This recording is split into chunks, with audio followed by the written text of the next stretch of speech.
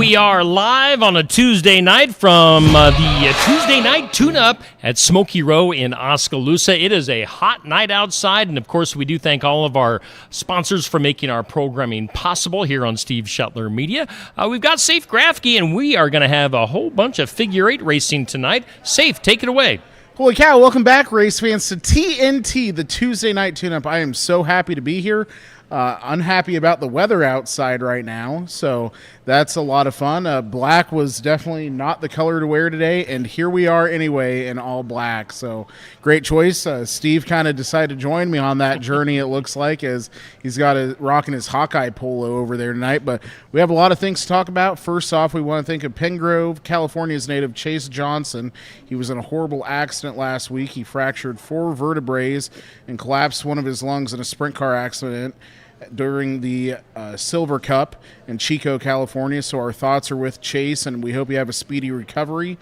Always a hard thing when we have a bad sprint car accident. We have a driver that gets hurt like that. It's a scary thing, but that's part of the risk of sprint car racing. Talking to several drivers, that's one risk they take, but we're thinking of Chase Johnson and all of the Johnson family right now, and his owner of his car and everyone else on that team. It's always scary when you have something like that happen to one of your own. So we have a lot of different things going on in the racing world. High Limits announced today that they are going to run for $100,000 in Australia this winter at the Perth Motorplex. We also have the largest paying stock car race this week at Farley at 300 Speedway, August 27th through the 30th.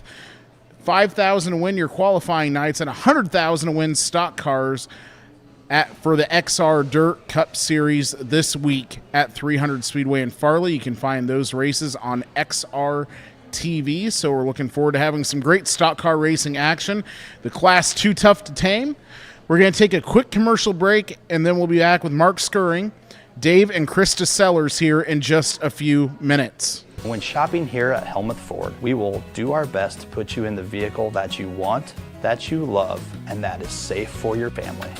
Your safety is our focus. That's why we are a full-service repair facility. We'd love to sell you a vehicle of your choosing. If we don't have it, we'll do our best to find it for you. If you're looking for a vehicle with low miles, a great price, and a friendly atmosphere, come visit us here at Helmuth Ford. We look forward to seeing you soon. See our full inventory at helmuthford.com. The Keokuk County Sheriff's Office is taking applications for a full-time jailer dispatcher. The position requires a high school diploma or equivalent. Applications for employment can be picked up at the Keokuk County Sheriff's Office anytime, or go online at www.keokukcounty.iowa.gov and download an application form. The full-time position will include Keokuk County's benefit package. Starting wage is $23 per hour and could be higher depending on experience. Application deadline is Friday, August 30th at 4 p.m. or until filled. Keokuk County is an equal opportunity employer. Hey, we are back live here on Steve Shuttler Media with the Tuesday Night Tune-Up. Of course, we thank all of our sponsors for making things possible. A little bit of a technical glitch that we had right off the bat, but no worries. We are back live here on Steve Shuttler Media. We've got Safe Grafke, and we're talking figure eight racing. Figure eight racing night, something that I really don't have a lot of clue on, so it's great. We have Dave and Krista Sellers. Dave, who I've heard is nicknamed the Godfather of... or Tiny, either one of figure eight racing. We have Mark Skirring up here, and we have the kid with us tonight. So thank you all for coming on to the Tuesday Night Tune-Up and enlightening myself and everyone that doesn't know anything about figure eight racing. So thank you for having us. Yeah, absolutely. So why don't you guys maybe explain to myself and some other people that don't really understand the concept of figure. I understand the concept, not everyone does. So why don't you guys start talking about that and what exactly the end game is there? Go ahead, Mark. I'd say go into Mark on this one. Well, from back in the day, it kind of started off almost as a demolition derby with a point, and then kind of over the years has really gotten into some pretty extreme motorsports. The speeds have gotten from kind of knock the windows out and go racing to full-blown 800 horsepower motors. Back when I started in 1983, 84, it was like you said, you knocked the windows out and you went racing. And you raced in probably 3-4 inches of mud.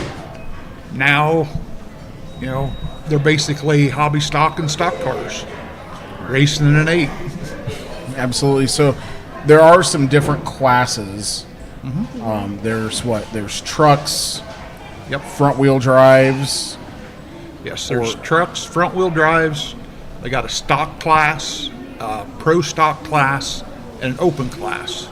So assume open class is kind of just run what you brung. Yep. Yep, For run the what most you brung, part. anything goes. Is that what class you're in, Mark? I have raced that for quite a few years. The last few years we haven't really played with it a whole lot. We've been sticking with the pro stock class and the 2-man cruisers. Oh, there's 2-man cruisers too. That we go in a circle, but yep, we race a lot of 2-man. that'd be. You guys should do that in a figure 8. Has that ever be been? fun. Has that been done before? Have they tried that ever? No, I don't think they have. There you go. Someone do it. That would be so much fun. Yeah. I think it'd be great. Kevin Molinex is over here shaking his head. No, Amy is too. We have some fans actually here with us tonight, which is awesome to see. So, hey, listen to that. Go ahead, make some noise, fans. Jeez, I told Amy I'd cue her when to make some noise, and I guess that's not going to happen. and the crowd goes wild. Yeah, there you go. So, Chris, you're the next generation of sellers into racing. What's that been like for you, being around your dad, who has a lot of, I would say, clout in the world of figure 8 racing, very well known and respected? What's that like, trying to follow in those footsteps? I mean, the first year it was pretty hard, but I mean, it was pretty easy to follow him. But I mean, I kind of went my own ways, and then the past couple of years, I've kind of made my own paths. And like, I think it's kind of cool because, you know, I'm like the only girl out there racing with adults. You wouldn't expect a young girl to be racing with adults, and it's pretty fun. And Dave, what's it like for you watching your daughter now out there? 2 years ago when she started, she took over the truck that I was racing, and it was pretty nerve-wracking to watch her, but it was also one of those proud dad moments, you know, that she was out there hanging with the guys, and every race she started, she finished all the races, and she got a position better at each race. And at the end of the year up at Brooklyn for their fall nationals, they call it, she ended up getting second. Oh, wow. And then the next year, which was last year that she raced, she won several races. And we took to Brooklyn. She was racing a newer truck. I still had the old one that I had a buddy of mine racing throughout the year. I took it, and me and her run against each other. Well, it was one of those deals where the kid kicked the dad's butt. You know, everybody said, "Oh, you're letting her win." No, I wasn't. You were trying. I was trying. So how nerve-wracking is that when you get to the intersection and you can visibly see the other car coming? Especially the first time, what was that like?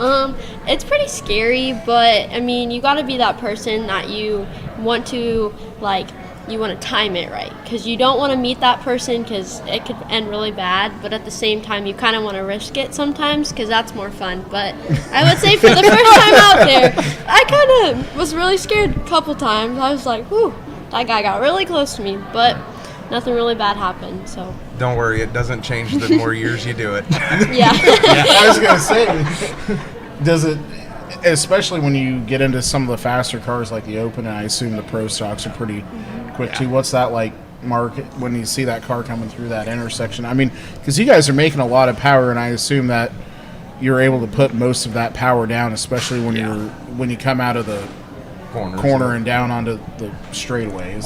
Just like she said, a lot of it's timing. You kind of have to know your car, know if it's, if you hit the gas, you know if it's going to take off, or if it's going to hit the gas and slowly take off. That'll help your timing a lot more, because that's pretty much what it is. If you stop all the time, you're just going to go to the back. So in order to compete, you got to take the chances. Mm-hmm. So another thing is big is in the circle track world is setups, gearing, and motor maintenance and all that. What's it look like on a figure 8 side? Let's say, because I know Watchier runs, and I don't know what night, if they compete nights with like Brooklyn per se, but if you run one track one night and you decide to go to another on another night, what's the Is there a lot of changes you guys have to make, or is it pretty similar setup-wise? With the trucks, we pretty much got them set up that we can run all the places without having to switch anything. You know, gearing-wise, we're geared to take about all of them, other than if we went like to Indianola. If they raced them there, we'd be probably blowing them up or shifting them. But for Sigourney, Watchier, and Brooklyn, we run the same setup, same tires, you know, same engine and everything. It's just the big key is maintenance. You know, when you get home on Saturday night, Sunday morning, you start checking them over or get ready for the next one. And how hard is a maintenance program in a figure eight car? Especially when you get into the higher dollar ones like an open class or pro stock. Your maintenance comes down to a lot of the more you do, the less you actually have to do. So if your vehicle's running correctly, everything's done, you know, it's a lot of just going through the little stuff, making sure, you know, just like any form of motorsports, you know, checking every last bolt, every last piece, making sure everything's correct. And if you don't do that, it just leads to more and more problems. Next thing you know, you're braking. I mean, half the battle, especially with figure eights, is finishing. So if you know her truck's going to finish the race, you already have a 20% better chance than anybody else. So I would say your maintenance is just however long you want to work on it. So one thing you said is you guys are set up to run 3 different tracks. Are a lot of tracks the same size? Now you said Indianola, and I know Indianola is quite a bit bigger track. So do they try to keep tracks for the most part kind of the same size for everyone, or do they change a lot of them? Not really. There's a lot of different tracks. The tracks up north are flatter. We're down here, we've got more banking in some stuff.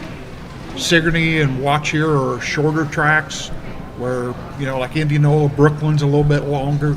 Adel and Indianola are pretty close to the same. The ones down here are a little bit more close to the same.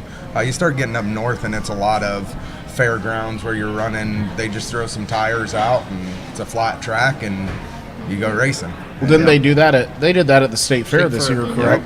Yep. Did any of you go up and participate? I did. Oh, you did? Yeah. I did. Well, why don't you talk about that a little bit? Because, you know, racing died at the State Fair for a while. Yeah, 10 years. Wow. That seems like a long time ago, but it's really... Well, once they got rid of the dirt track, it made everything really hard, which now they're starting to kind of go back to it or whatever and, you know, put in different events. And it was put on by a Demolition Derby crew and promoted by one of the tracks from up north. And they don't quite run a lot of rules. So it was a little interesting for a lot of the guys from around here that went up and raced, but it was an experience. Yeah. So one of our local guys, Jared Thompson. Oh yeah. He ended up getting third in the open class. Oh, that's awesome. And he led most of it by a large margin. He was up there first, second for the whole race till the last lap, and lap car just kind of got him, and so then he fell back. But that's rough. So what are some things you guys enjoy more about figure eight track racing compared to regular circle track racing? For us, it's less expensive. Now for the pro stock and those classes, it's pretty close, probably. Actually, I'd still say it's cheaper than it's a still lot of your cheaper circle than track. a hobby stock or a stock car, but because a stock car right now, I don't know if you guys ever watch the market or pay attention, but a new stock car right now, $50,000. Full roller's going for about $65,000 right now, which is absolutely ridiculous in my mind. I'd take that for the truck, trailer, and the tow kit. Yep. That's one thing nice about the figure eights is it is a little bit cheaper. You can go to a swap meet and buy guys' brand new equipment that didn't have the IMCA sticker on it and slap it right on there and no issues. You can use a lot of used stuff. It's not as set up technical. As long as it runs good and you know how to drive it, it works well. You don't have to, stock cars are so oh, we got the wrong shock in, the spring isn't quite right, and stuff like that. Whereas for figure eights, it's not as technical. You can still race and be way off. So that's. So then my next thing is motors. I mean, what do you guys typically get out of a motor for Nightwise before you normally have to do something major? That's kind of, I would have to say, that just depends on how you build it. A lot of us build longevity motors. I think we had 5 years on my last motor before we even rebuilt it. So far, we've got 3 years on the one in her truck. So That's crazy because, you know, here a crate motor normally lasts, 50 nights at best. Yeah, like 120 is about the max life expectancy, it seems. So to get 5 years, I mean, how many nights do you think that would you normally run? You're talking, at least 120 nights plus. I mean, with no issues. How much power are you making in a motor like that, per se? Probably not as much as a lot of people would think. I mean, mine,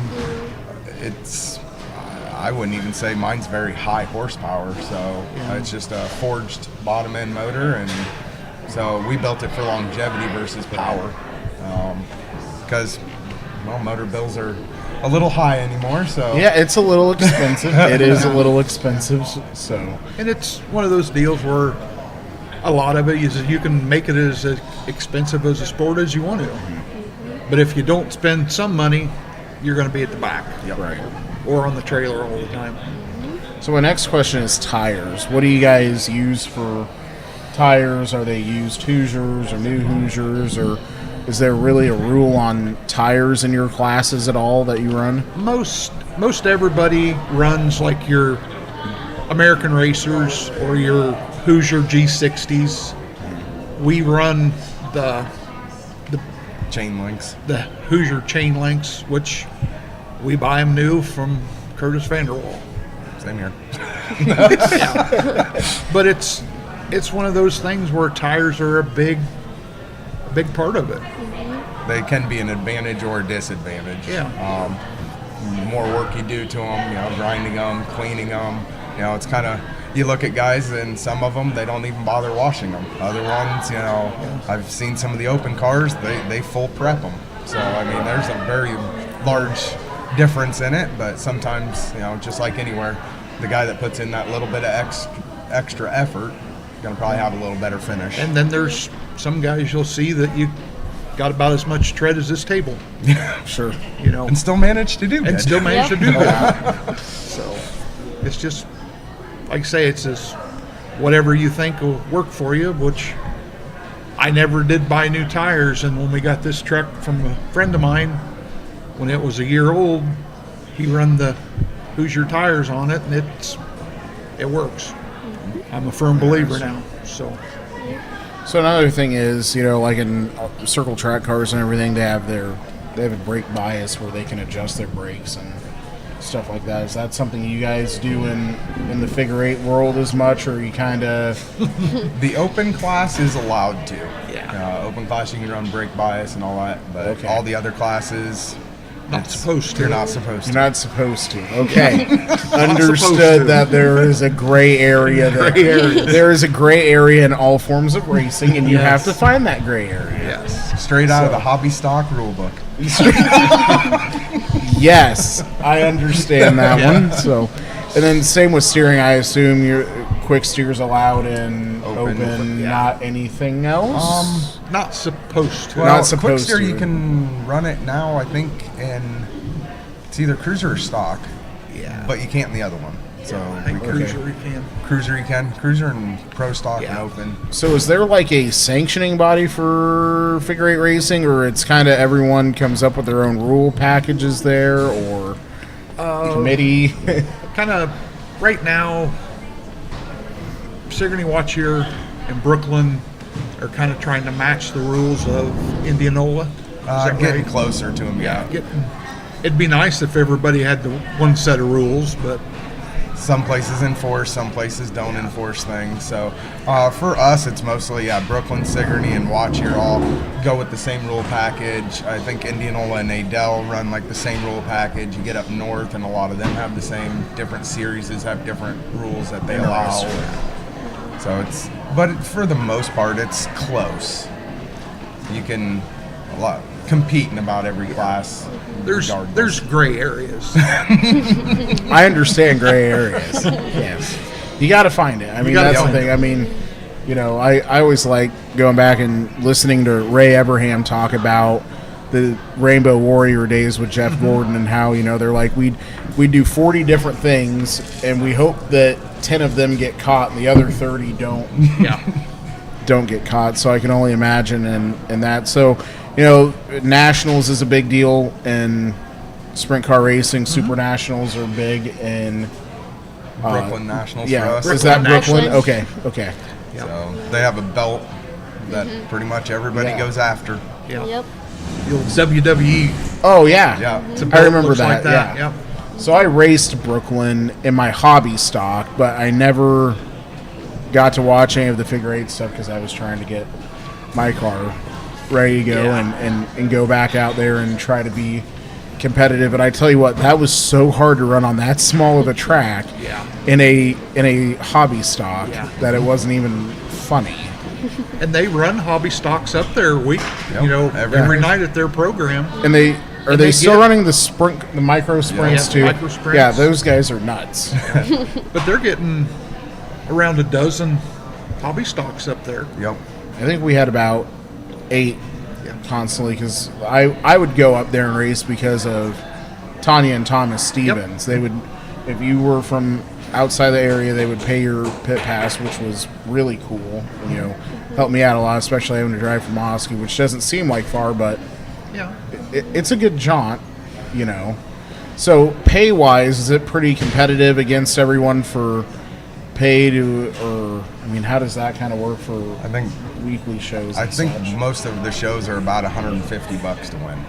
So I think the IMCA pays maybe a little bit better, but Watchier really stepped up their paying. They were dropping it by like $20 a spot, so you could go home in 4th or 5th place and still had a decent pay versus some of the other tracks. That's my next thing is if you look at what it costs and expenses to go and do a weekly race. Let's just say one truck or one of your cars weekly. What are you guys looking at fixed cost wise? Kind of. It costs us with me and her going, enter the truck, gas. It's basically $100 for every race. Okay. And I know Mark spends way more because he runs 2 or 3 cars a night. Well, yeah, that's a little different. This year it's been a lot cheaper. We went down to 1 car and just race it in 3 to 4 classes a night. So you can do that? Yeah. So really? How do you do that? I take my cruiser car and I race cruiser, stock, and pro stock. Your 2-man cruiser? Yep. Mm-hmm. We have a removable gas pedal, so I can take it out of the driver's side. So we run 2-man cruiser. And then we can put it back in, and I can run by myself and run stock and pro stock. That's genius. Are there a lot of people that do that? There's getting to be more and more. Guys are starting to... So did you pioneer that? I don't know what pioneered it, but I definitely showed him it was... and then at the end of the night, you're going for 150, and I'm going for 350. So that kind of made a big difference. Like Watchier, we won all 3 track championships, and we're sitting in all 3 classes. All 3 classes. Yeah. Brooklyn, we're sitting first in points in all 3 classes. So see, because in IMCA, when you decide you want your license for a certain class, you gotta stay in that class. You gotta stay in that. That's been a big controversy this year. Yep. You know, we've had several drivers that wanted to start going stock car because it seems like that is the new class, and they can't switch their license over. So I think didn't they used to do it where you could run like a modified and you could run a fender and a no fender car and do both or whatever. But for us, it was just I started doing it just to help the car count in each class, and just then got a little competitive, and He started winning everything. Yeah. Hell, let's keep doing it. yeah. So was that a thing was that a big thing when you kind of started into the years? Were Yeah. guys doing multiple classes? When I started out, up until probably 2000, it was all one class. You run what you brung. Yep. And then in 2000, they kind of started splitting stuff up because the guys that didn't have a lot of money were getting beat up on by the guys that had more money, and they just tried to separate. And then they come up with Stock class. And stock class open. and pro stock class and open class. So And you can literally do anything in an open class, because I've seen some Yeah. open cars, and they are the weirdest looking thing yeah. I've ever They're seen all in my center whole steer. They're Yeah, big you sit in late the middle model of the car. tires. 800 plus horse. That's nuts. there's some of them that's running all aluminum sprint engines. Nope. With late model I tires. thought at one point when I was up there, I saw someone with an Al Parker Yep. 360 sprint car motor, and I had a heart attack because I know Al would probably be turning if he saw someone Yeah. with one of those motors in one of those cars. Yeah. But There's crazy. over 400 cubic inch, all aluminum engines, and a figure eight car. Quick change rear ends. Yep. Just running late model tires. Sky's the limit. Yeah, sky's the limit. But it's just like anything. You still got to put the power to the ground. Yeah, So, it has to make sense. That's where sometimes I know, like we went and got one of the great big motors, and it gets almost 700 horse, and we tried to take it down here, and it just did not work. We won the Indianola race finally. That was my bucket list, and it just was too much horsepower for some of these smaller tracks. But And so one interesting thing we were talking about before the show started was we were kind of talking about circle track racing, and then the point got brought up. It seems like a lot of circle track guys are in figure eight racing now. I mean, I know Brian Sterling very well, and I know he is one where, he has some cars. I don't know necessarily if he's running, but I know his niece, I believe, Yep. She runs and she runs at junior front wheel Yep. drive now.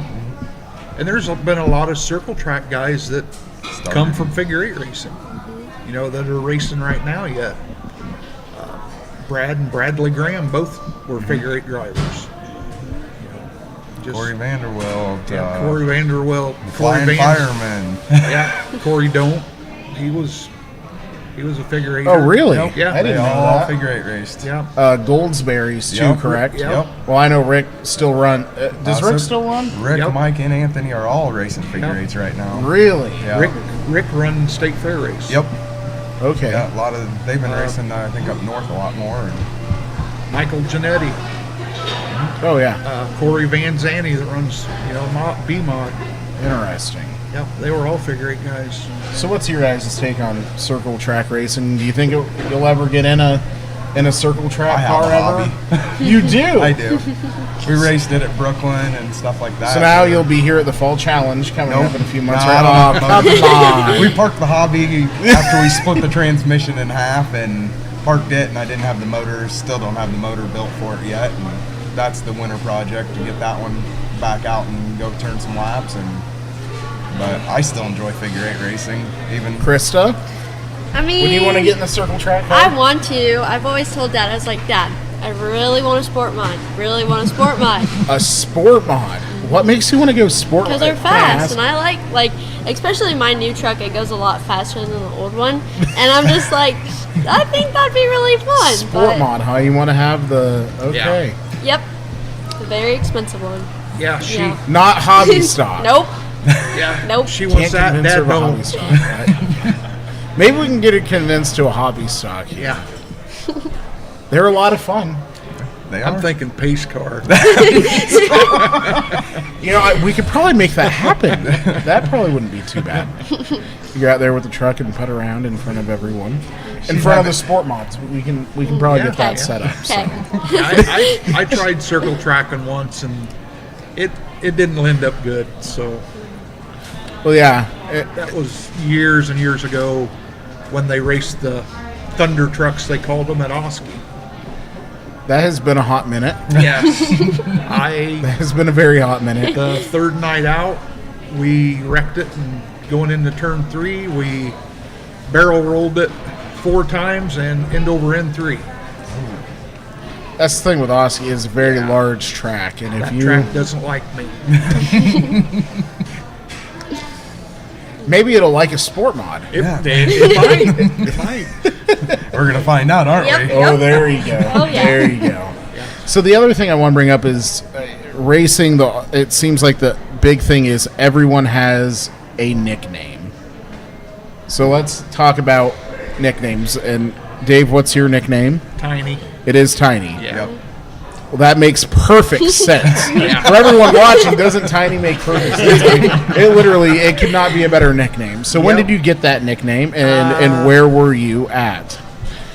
I was a junior in high school, and I started hanging around with Terry and Randy Schroeder. So you got it from the Schroeder boys. And Oh, my. Terry's the one that gave me the nickname. Wow. And history's made. History was made.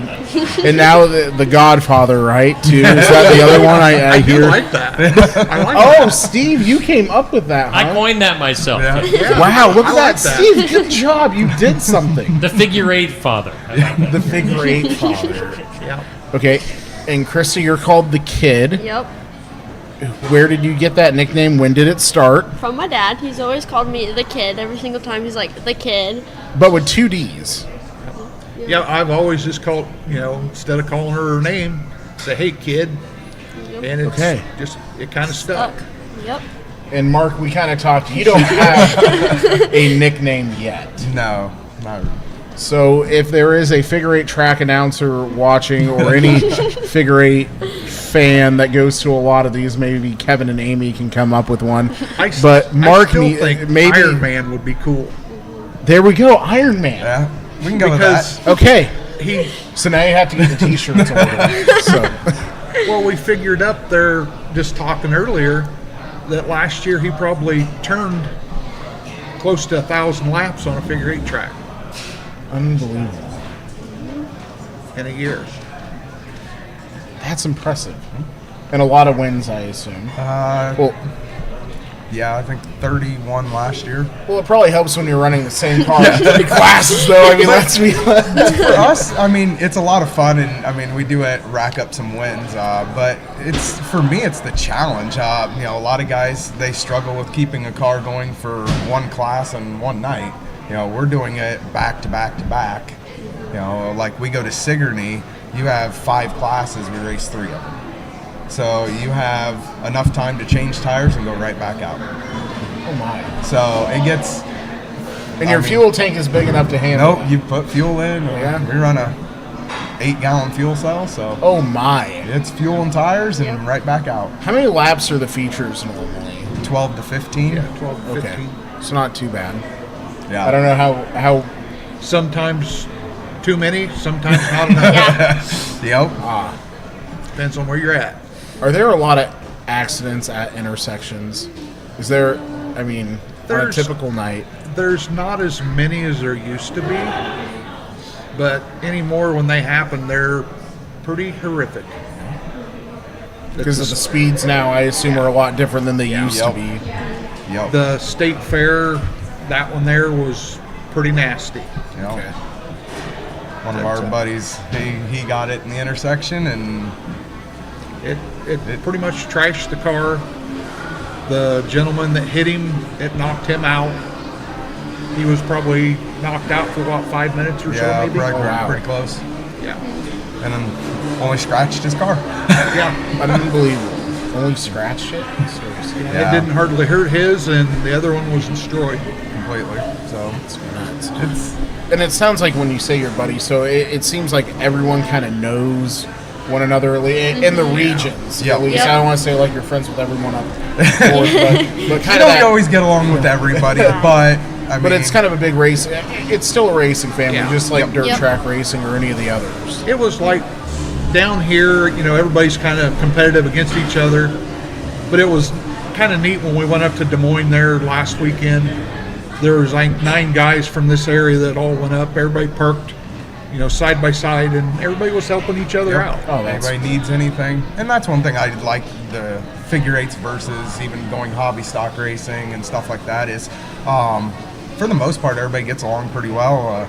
Even, just like any racer's beef, usually by the next week, everybody's back to standing around talking, having a good time. So everybody will help anybody. You need a part, nobody's going to say, no way.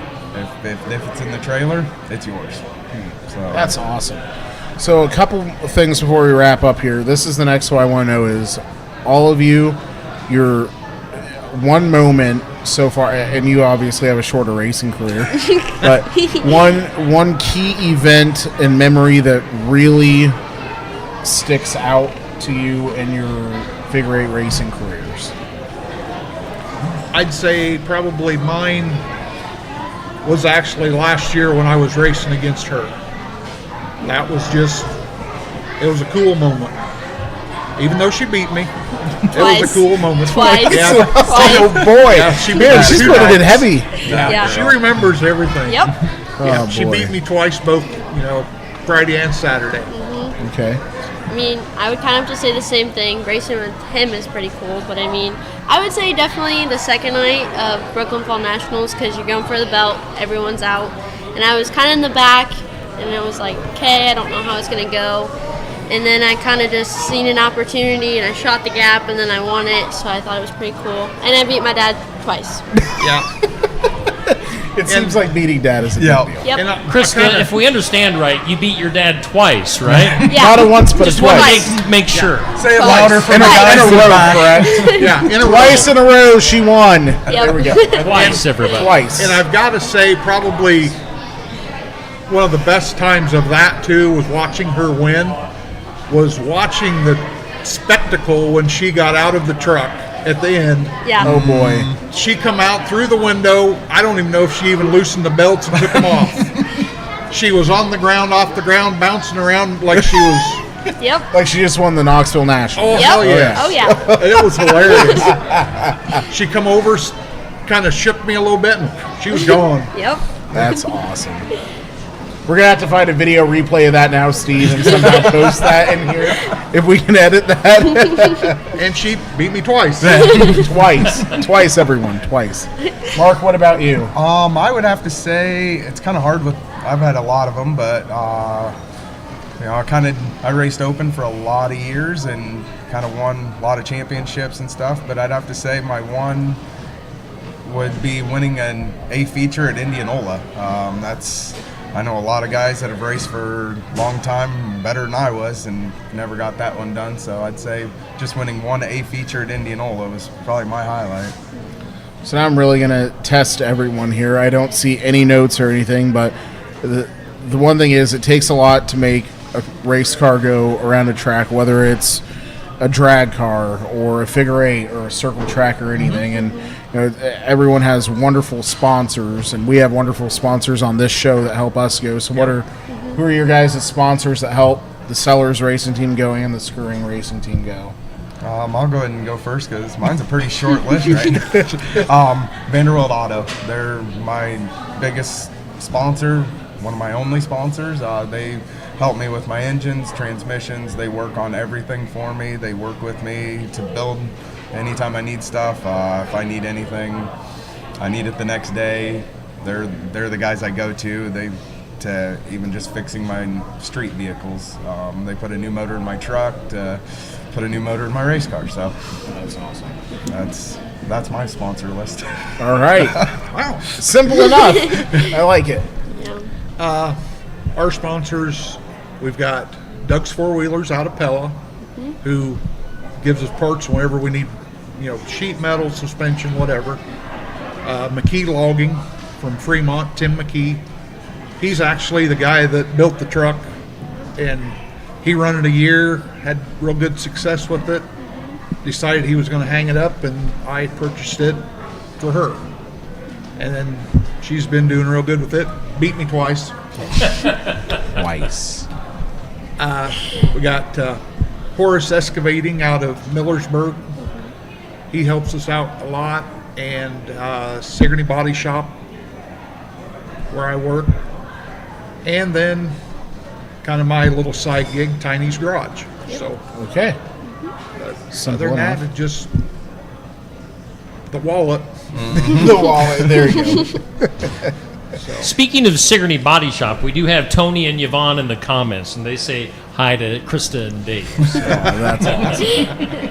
That is awesome. they're, of course, one of our sponsors. They are one of our sponsors, and we do thank Sigourney Body Shop for helping out on the Tuesday night tune-up. So, is there any other racing that you guys watch besides figure eight racing? Are you big into circle track or anything at all? We love dirt track racing. Oh, yeah. I mean, going watching, circle tracks. We went to Benton the other night and watched the guys, and her boyfriend races. He's from up north. Oh, he really? Races, Okay, so awesome. So he races a sport. He's got a sport mod. Oh, well, maybe He there we wants go. You to should be run on. his car. There we go. So he'll have to bring it down to the fall challenge, and you'll have to run the car one night, and there we go. He runs a hobby stock, and his dad runs a sport mod. Okay. Yep. Perfect. Yeah, Good combination. See, he runs a hobby stock, so maybe that's Yeah. what you should drive too. I think so. There you go. Hey, we're getting this figured out now, Dave. You're welcome. You're welcome. Work with me, man. I will. So, as you guys know, 100,000 to win at Farley this weekend. Stock cars. All of the best drivers from around the country going to be there. Do you see anyone who you would say would be your favorite to win that race at all? I've heard of a lot of big shoes stepping into cars for that. Yeah. Yeah, there is, and the list keeps growing. It seems. Personally, I would almost bet on Dallin Murdy. It's hard to If anybody could pull it off, he could. Yeah, it's going to be tough. I mean, Ricky Thornton Jr.'s Yeah. back in a stock car for this. Yeah. Tom Berry's in his car. I mean, you look at the list is just so exponentially big for this Yes. event. It's absolutely nuts. Wow, that kind of money for a stock car event is unprecedented. I mean, you're winning about what you have in the car, it seems. I mean, right. That's the other thing is stock cars have shot up incredibly high. It seems like that is the new form of modified Yes. racing around here. And more competitive, I think. Yeah. I don't know if our neighbor's going to go or not. I mean, Nathan Wood, he just lives about a mile and a half from us, so I don't know if he's going to go or not. The other scary thing is I'm seeing a lot of cars there that look like they got pulled out of the woods and kind of updated to the rules and found a motor that has 85 nights on it and probably 45 to 50% leak down and see what happens. But it's going to be a great race. I think. It's all going to be based on draw. They come That's with a the can of wasp spray. Yes, they probably should if they don't. So, well, first off, we want to thank all of you for coming on here tonight and being part of TNT Thank you. and enlightening us a little more on figure eight racing. Hopefully, that means I can get to a track soon. Do you guys have any upcoming races that someone can go catch? Is the season weekend done? we got Weekend, two. yeah. Yep. Yep. Really? Sigourney on Saturday night and Brooklyn on Sunday night. Yep. Okay. And then anything else later in the year at all? We have the Brooklyn Nationals after that, which Yeah. is end of September. Yeah. Okay, so that's for the season's belt. coming up. And Yep. you could probably get in a two-man cruiser. You know, I've done some racing in my life. I don't know if two-man cruiser would be the best fit for me. And we'll even put it in an 8 just for you. Yeah. Yes! Okay, you might have me a little more so now. I think that would be absolutely either the best thing that could happen or the worst. I don't know if a car would finish. See all the above. See. There we go. There we go. I like it. So, well, all you race fans, thanks for joining us tonight on TNT, the Tuesday night tune-up. We're going to have Steve run through our sponsors real quick, and we'll be back with just a few updates on what's going on in the racing world in just a few minutes. Central Empire Wrestling presents Bridge City Slam 6 live Saturday, September 7th at the Bridgeview Center in Ottumwa. Come see Jake the Snake Roberts, Buff Bagwell, former WWE Tag Team Champions Demolition, Real One Enzo Amore, The Powers of Pain, The Boogeyman, Snitsky, Jordan Grace, Cameron Brene, and the stars of CEW. Tickets start at just $20 and include the Fan Fest from 4 to 7 p.m. Get your tickets through Ticketmaster or at the Bridgeview Center in Ottumwa. Ottumwa. It's Bridge City Slam 6, live Saturday, September 7th at the Bridgeview Center in Ottumwa. Hey, we are back here on the Tuesday Night Tune-Up. We do thank all of our sponsors for making our broadcast possible each and every Tuesday night here at Smoky Row. That includes Milo's Tree Service. We also thank Sinclair Napa. We also give a big shout-out to James Family Greenhouse, as well as Christy Tarr at American Family Insurance. We've got Sigourney Body Shop, who we already mentioned. We've got Sigourney Motors. And then we've also got, Son-in-Law Services with Josh Clubb, the handyman, and one of our new sponsors, Helmuth Ford in Sigourney. So a bunch of people on board with us here on the Tuesday Night Tune-Up. What else we got going on here, Safe? What's our finale here? Alrighty, folks. Well, we were going to talk a little bit about the High Limit Sprint Car Series, which is absolutely the most controversial dirt racing series right now, as far as I'm concerned. Talk about a threat to the World of Outlaw Sprint Car Series. Yep. We were just talking a little bit. The High Limit Series is now expanding away from the U.S., and they are expanding into kind of uncharted territory as the first U.S. series that is also going to be running in Australia this winter. And talking to you guys here a little bit, what are your thoughts on something like that happening in the motorsport world?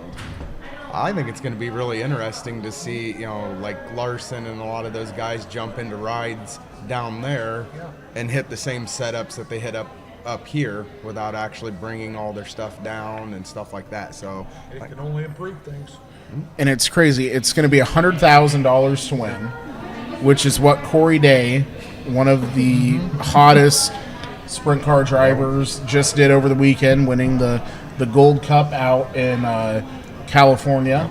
That kid this year at 16 years old has taken home more than $444,000 this season in dirt sprint car racing. What do you guys think about that? 16 years old, doing what he's doing right now. I think, for my opinion, I think he has probably one of the best shots to win Skagit for another $100,000. I mean, it'd be literally living a dream. It'd be unreal.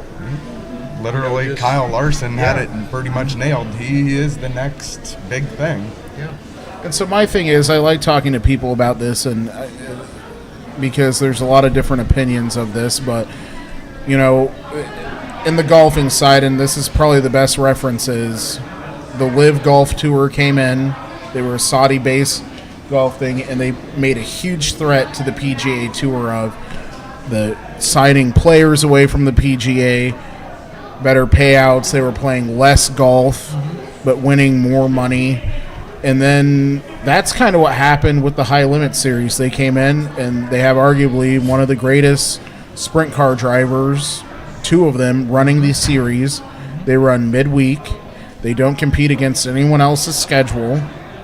And the high payouts, high point series at the end.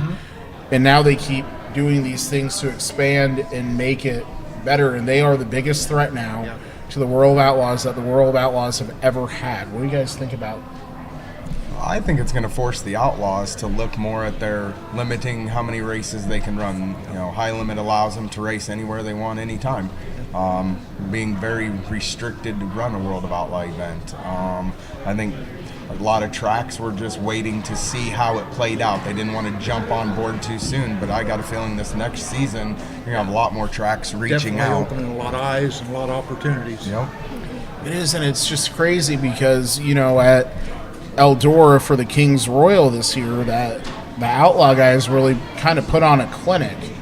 They kind of won everything. They looked really good, and then that kind of raised the question of, the guys that are on the High Limit Series can't win, and then kind of fast forward to Knoxville Nationals and absolutely reverse script of that. And now we're coming up into all of our big specials. And again, Corey Day, who is a regular with the High Limit Series, getting it done out there. I mean, I think crazy. With there being at least 40-plus top tier could win an Outlaw or High Limit race any night of the week, I think it's good competition between the two. I mean, it kind of keeps everybody on their game. And same in the late model world as well. I mean, we have some fantastic traveling series now, and I would arguably say the biggest growing one, in my perspective, is the Hunt the Front series. I don't know how much you guys keep up with that, but they had some controversy over the weekend. They had 2 drivers that got into it on the track, tried to go after each other in their cars, and now they're under supervision from the Hunt the Front series themselves. They're on a probation period, and they did get in a little bit of trouble. They also have a suspension from racing with them, but you know, you're seeing more of these traveling late model series than we've ever seen before too. You know, it was Lucas Oil and World of Outlaws. World Outlaws, and now that's all changing as well. Well, I think which it also kind of helped sprint cars, is just how much money late models were making. That the sprint car world was like, okay, the sponsors are out there, because nobody could believe, when they were, how much money the late model guys were making versus the sprint car drivers. And I think that put a big light on both series, and I think both have grown even more. There's more guys between sprint cars and late models racing full-time for a living than there's probably ever been. Do you guys feel at all that helps figure 8 racing too, in a sense of there are more people getting involved with any form of racing than maybe what it used to be? It's for figure eighting right now, it's kind of going down a little bit. Okay. There's less numbers of it. I mean, there's still a popularity, but it's just not as many cars as there used to be. And I think a lot of the guys, after a few years of the figure eighting, they do bump up. Okay. They want to go more circle track and get more bang for their buck. And just the younger generation, it's a lot of money. You start getting into late models and sprint cars, it's corporate money, so there's a lot more of that. But for the local, part-time, doing this all ourselves, kind of, it makes it a little bit harder, but I think it does make it a little easier for fans to, let's go watch a local dirt track and, see what we think of it. And I think the figure eighting and, the front wheel drive class and stuff, it's starting to get some younger people into it on a local level. Which it needs. Yep. Right. Get them off their telephones and get them behind the wheel. There you go. It's like iRacing, only in real life. Yeah, there you go. No reset button. Yeah, right. No reset button. Remind them of that. So, again, I think that's everything I have as far as what's kind of going on in the racing world. Again, we want to thank all 3 of you for coming up here and talking tonight, and we'll look forward to doing figure 8s more often now. So we'll see you up there. Bring your helmet and we'll stick you in something. All right, sounds good. Well, again, race fans, we want to thank you for joining us on tonight's episode of TNT, the Tuesday Night Tune-Out. I'm your host, Safe Grafke, and we're over and out.